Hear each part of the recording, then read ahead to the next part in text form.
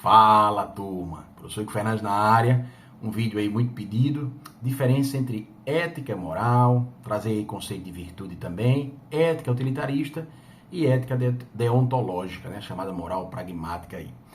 Vamos caminhar um pouquinho. Ética vem do latim? Não, ética não vem do latim não, quem vem do latim é o termo moral. Ética vem do grego ethos, que significa propriedade do caráter, né? A ética tem a função de quê? De ser uma ciência, né? De ser um ramo da filosofia que reflete os valores morais. A ética, ela é teórica, a ética nos traz um conjunto de princípios e valores morais que devemos seguir, né? A ética, ela é universal, a ética é estável, a ética é atemporal. A ética que a gente estuda hoje é aquela ética lá de Sócrates, de Aristóteles, de Platão, antes de Cristo. A moral, por sua vez, ela vem do latim, percebam aí, ó, uma vem do grego o termo, a outra vem do termo latino, que significa o quê? Mores, que significa costume. Então, do latim mores ou mores, que significa costume. Enquanto a ética é teoria, a moral é prática, né? Enquanto a ética é atemporal, a moral é temporal. A moral é a minha ideia do que é bem, a minha ideia do que é certo, o que é errado, o que é mal. A moral, ela é influenciada pela família, pelos costumes, pela religião, pela história, pela cultura. Professor, com relação à minha prova, se por exemplo, que a ética e moral são expressões sinônimas, de forma nenhuma, como a gente já viu, são diferentes aí, né? Caminhando um pouquinho, virtudes. Vamos lembrar agora de Aristóteles, né? Aristóteles dizia que na vida nós temos vícios, né? Vícios do excesso e vícios da falta, vícios da escassez. E ele dizia que a virtude está justamente no equilíbrio, no meio termo entre eles. Então, o que é que acontece, professor? Por exemplo, uma pessoa corajosa. A pessoa, para ser corajosa, ela não precisa ser imprudente.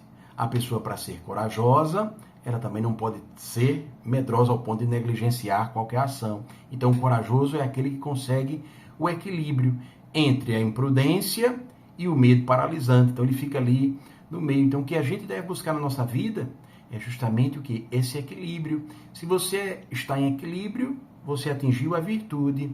E a ética é uma virtude. E a virtude nos leva à felicidade, né? Já dizia Aristóteles. E a gente constrói essa felicidade no nosso dia a dia, baseado na razão, baseado na racionalidade. Por derradeiro, esse vídeo é bem curto e tem essa intenção mesmo de ser uma revisãozinha para você marcar aquela questão na prova. A ética utilitarista e a ética deontológica. Quando a gente fala em ética utilitarista, eu vou basear a minha ação, né? Minha ação vai ser correta na medida em que ela produz menos dor, menos sofrimento e, portanto, mais felicidade. Então, a minha ação correta é aquela ação que produz mais felicidade. Mas cuidado, não é a sua felicidade individual. É a felicidade da maioria. Você está trazendo mais bem-estar, mais prazer para a maioria, para a coletividade. A sua ação é errada. A sua ação quando? Quando ela conduz à infelicidade, ou seja, quando ela traz dor, quando ela traz sofrimento, a sua ação é incorreta. Exemplozinho de ética utilitarista. Tem um trem, e aí esse trem está desgovernado. Mas eu tenho o poder de desviar esse trem. Num trilho, uma pessoa. No outro trilho, 4 pessoas, ou 5, ou 6, 7. E aí, o que é que eu vou fazer? Mas vem agora uma questão. Num dos trilhos está minha mãe. Aí, gente, a prova vai te perguntar, a ética utilitarista ela é egoísta? Não, porque se fosse egoísta, o que é que você faria? Desviaria o trem para matar os 5.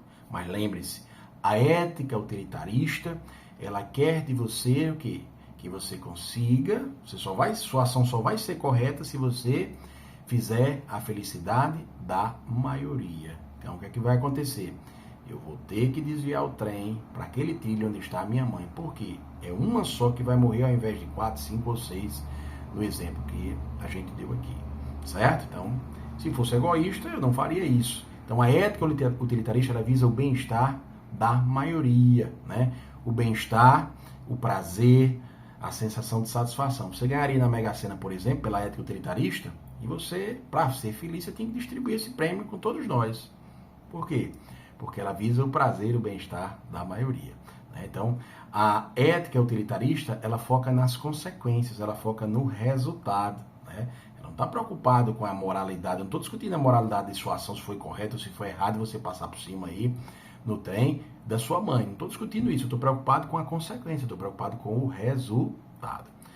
Por derradeiro, a deontologia, ela já pensa o contrário. A deontologia ela já está focado na ação. O foco dela é a ação. O foco dela é que você tem que agir, tem que ter a obrigação de agir de uma maneira e você não pode desviar dela.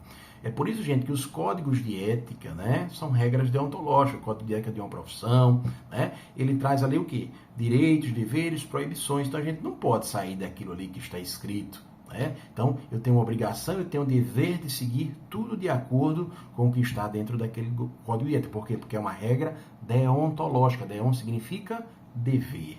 Né?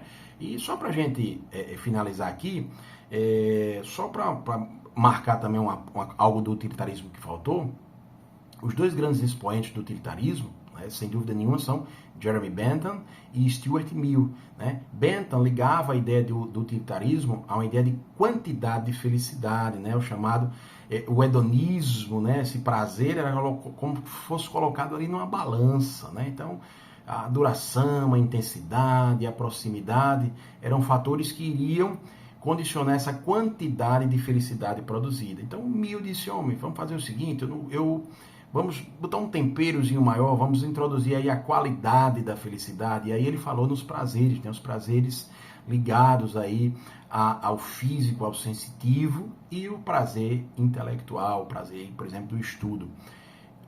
Por fim, gente, vamos falar só um pouquinho aqui sobre uma moralidade que a gente não falou. A gente falou na moralidade individual, mas a gente não falou na moralidade administrativa. A administração pública tem também a sua moralidade. E essa moralidade, essa honestidade, essa retidão, essa probidade, ela tem como foco, tem como objetivo proteger e garantir a supremacia do interesse público. A minha moralidade individual é totalmente diferente da administração pública, né? Porque o foco delas vai ser sempre o bem-estar coletivo, o bem-estar geral. Professor, me tira só mais uma dúvida para a gente terminar. Quando a gente fala em ética, né? Antiética e aético são a mesma coisa? Não, gente. Antiética é quando você sabe os padrões éticos, mas você não segue. E aético, você não quer nem saber o que é ético, o que não é, então você é aético. Imoral é quando você sabe os valores, né, morais e você não os segue. E a moral é quando você não está nem aí para quais são os valores morais. Ok, gente? Espero que tenha sido extremamente proveitoso esse momento, tanto para vocês quanto foi aqui para mim. Grande abraço. Muito sucesso na jornada de cada um. Que venham próximos vídeos, né? Deixa o like, ativa o sininho. Até lá.